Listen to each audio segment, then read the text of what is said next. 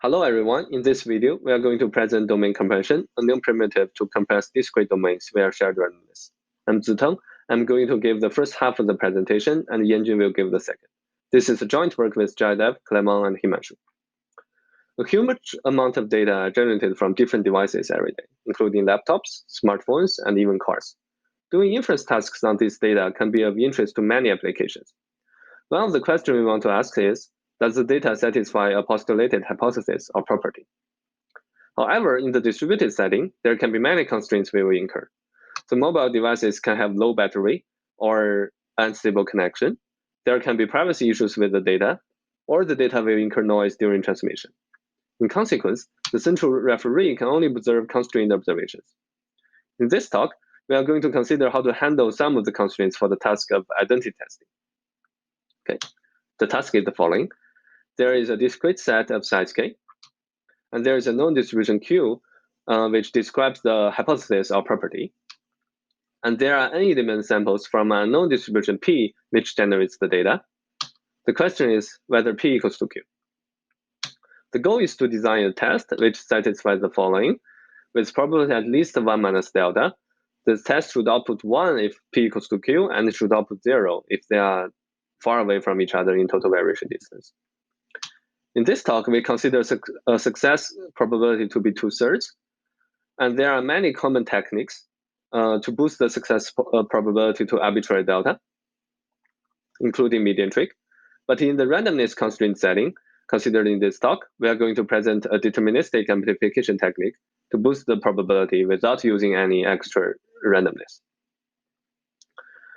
The sample complexity of the problem is defined as smallest number of samples for which such a test exists.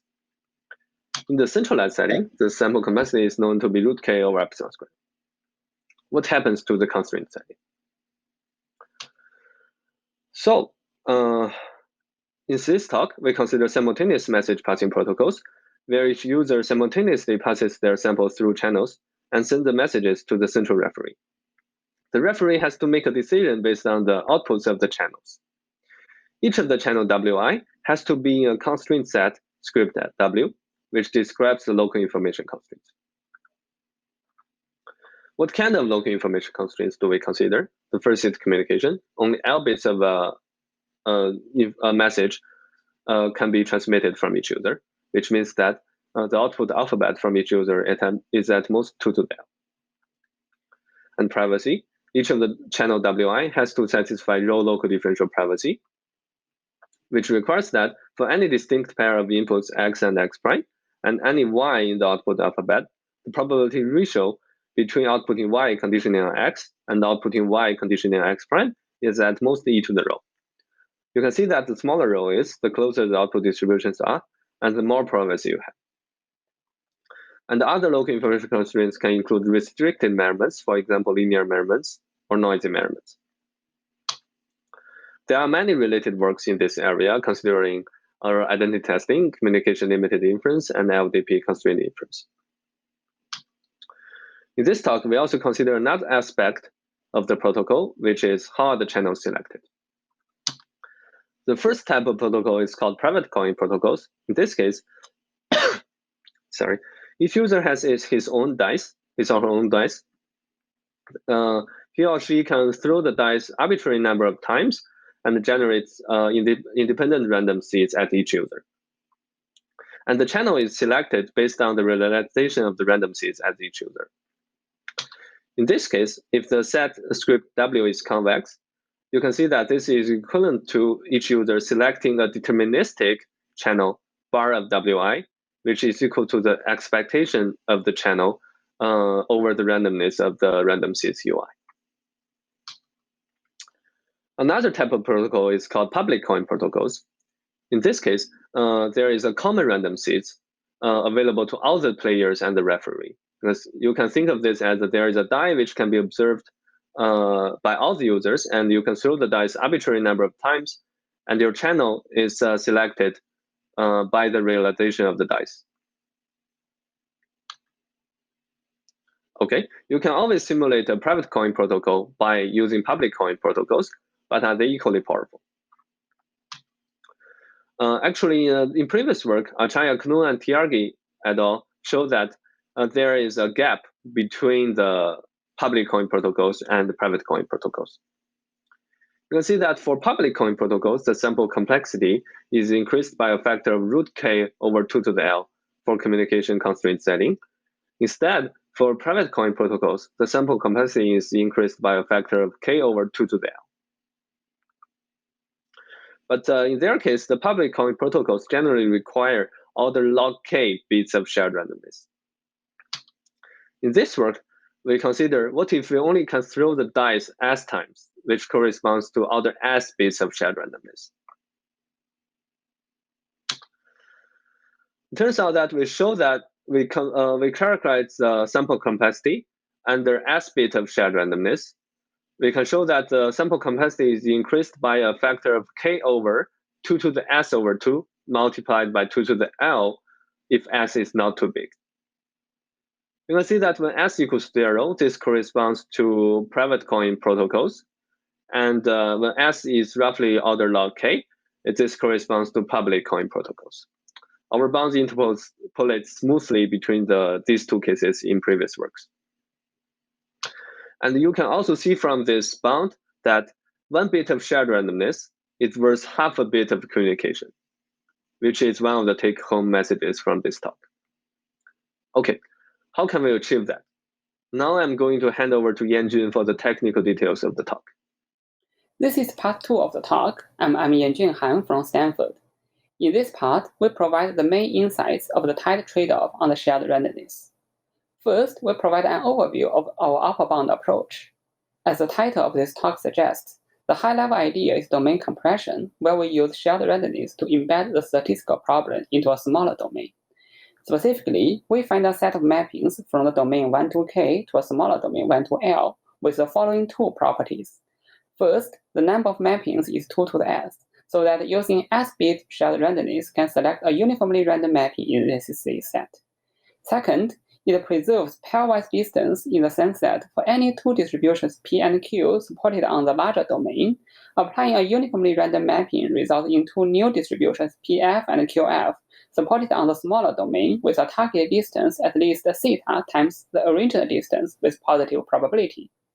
In other words, distributions which are far apart in the larger domain remains far apart in the smaller domain. If we choose a distance metric d to be the TV distance, then each player can use the s-bit shared randomness to apply the same random mapping to their data and do the uniformity testing in the smaller domain but without any shared randomness. Next, we will explain these steps in detail. First, consider a scenario with no shared randomness, and for simplicity, we'll assume that there is a communication constraint where each player can only send one bit. In this case, a simple strategy is to divide the domain into k singletons and also divide the players into k groups of size n by k each. Then we ask each group be responsible for one singleton, who will essentially send the indicator where their observations fall into this singleton or not. Since each domain element is taken care of by n by k players, the problem will effectively reduce to the classical uniformity testing with no communication constraint and n by k samples. Therefore, we obtain the private coin sample complexity, which is off by a factor of k. Next, we see how things change with unlimited shared randomness. In this case, we only divide the domain into two parts, S and S complement, where S is a uniformly random subset of the domain of size k by 2. Now, each player uses one bit to send whether their observation belongs to S or S complement. Note that all players need to use the same random set S, and this is where shared randomness is used in this strategy. In this way, any distribution P is mapped to a binary distribution, and uniform distribution is mapped to uniform.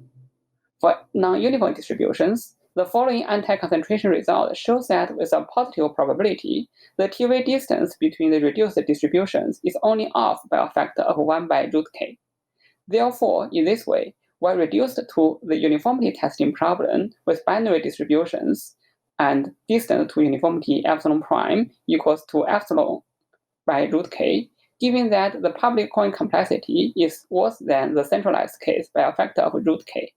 Recall that with only private randomness, this factor is larger, which is k. Now, how should we deal with a limited number of shared randomness?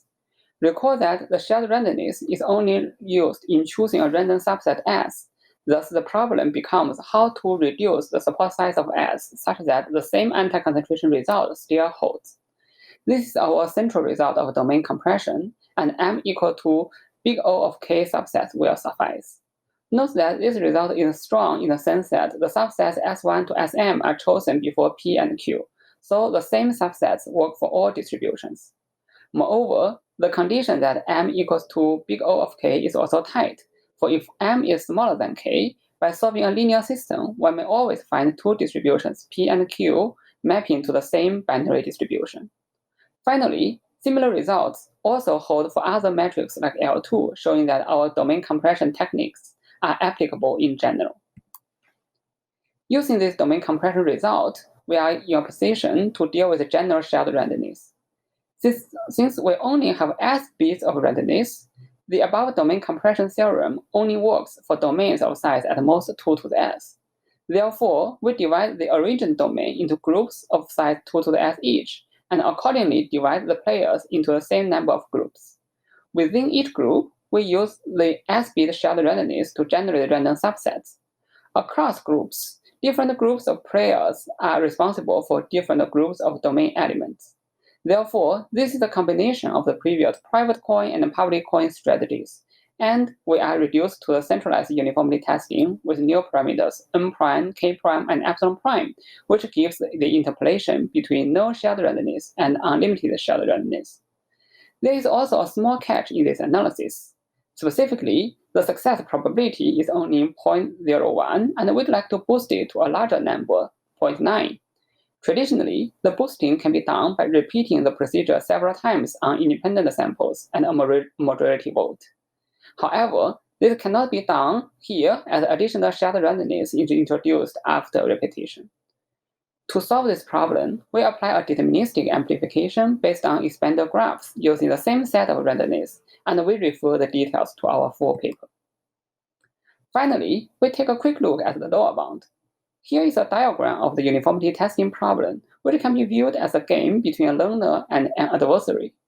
In this diagram, the learner has the freedom to choose a channel from X to Y satisfying communication or privacy constraints, and the adversary can choose a proper prior pi on the underlying distribution to confuse the learner. Now, what is the role of the shared randomness in this diagram? It affects the learner's ability. Without shared randomness, players cannot coordinate with each other, and the channel must be a product channel. However, with S bits of shared randomness, the players can randomly choose from a pool of 2 to the S product channels, and therefore Wn is a mixture of product channels. Based on the above observation, we are about to present the general recipe of the lower bound. First, let IWN to pi be a suitable notion of information that a given channel Wn provides to distinguish between elements in a given prior pi. Now, what is the largest amount of information a learner could possibly hope for when playing against an adversary? The learner should first choose the best set of the 2 to the S candidate channels. Then the adversary should choose the worst prior pi for the learner to minimize the amount of information. Finally, the player selects a uniformly random channel from the candidate set, and we arrive at the final Semimaxmin information. As specific examples, when S equals 0, it gives the max-min information for private randomness. Similarly, when S equals to infinity, it reduces to the min-max information for public randomness, resulting in fundamental different trade-offs. Let me conclude the talk with some take-home messages. First, we obtain the randomness optimal domain compression to reduce a statistical problem into a smaller domain. And based on the above domain compression, we obtain tight trade-offs between the shared randomness and the statistical efficacy in distributed problems. Thank you all for your attention, and you are welcome to check out the full version for omitted details.